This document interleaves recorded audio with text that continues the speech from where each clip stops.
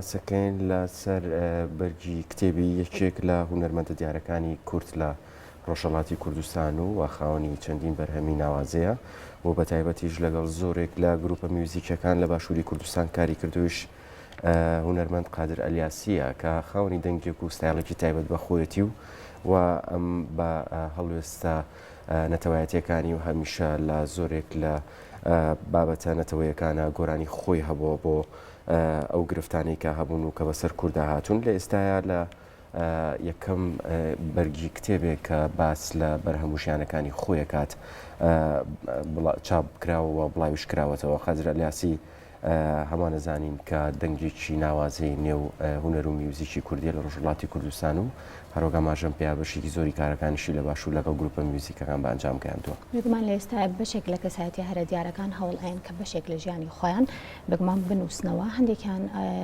بابەتەکان زۆر دروستە یاخود بڵێن ئەوەی کە ناوی تەواوی کەسایەتیەکانی هەندێکیشان وەکو ئەم کتێبەی هونەرمەند قادر ئەلیاسی بە پیت یاخود بڵێن بە ناوی خوازرا و قسە و باز لەسەر تەواوی ڕێڕەوی ژیان و مێژوو ژیانی خۆیانەکەن. کتێبەکە لەسەر لەژێر ناونیشانی ژیان لە بازنەی ڕووداوەکان جایە بێگومان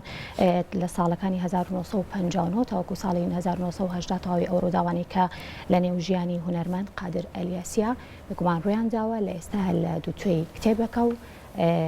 لە ئایندێکی نزیکا بێگومان بڵاوکرێتەوە. ئەم کتێبە بەرگی یەکەمی بیرەوەریەکانی هونەرمەند قادر ئەلیاسە کە لە 5 بەرگ پێکهاتووە لە ماوەی 20 ساڵدا نووسیوێتی و بەس لە ڕووداوەکانی ساڵی 1950 تا ساڵی 1970 دەکات و لە 496 لاپەڕەی قەبارە گەورەدا لە ڕۆژانی داهاتوودا بڵاوە بێتەوە. نووسەر لە پێشێکی کتێبەکەدا ئاڵێ مەبەستم لە نووسینەوەی ئەم بیرەوەریانە ئەوەیە کە خۆم بەو شێوەیە بناسێنم کە هەم لە ژیانی تاکە کەسی خۆمدا ویستم خۆماڵیانە ئاوڕێک لە شوێنی لەدایکبوونم زەهاو بدەمەوە چونکە ئەم دەبەرە زۆر کەمی لەبارەوە نووسراوە. ڕاستە مە بیرەوەری منە و سنووردارە بەڵام دەکرێت خوێنەر بۆ چوونە ناو ڕووداوەکان کەڵکی لەوەربگرێت. لە بیرەوەرەکانی شمدا ڕووداوی ڕاستەقینەم باس کردووە بەڵام ناوی خوازراوم لەسەر کەسەکاندانەوە. گێڕانەوەی بەشێکی ئەو بیرەوەریانەش یان پند و ئامۆژگاریان تێدا هەبووە یان بۆ زاخاوی مشک بووە کەواتە ویستومە خوێنەر هەم چێ ژیان لێوەرگرێ هەمیش کەڵک.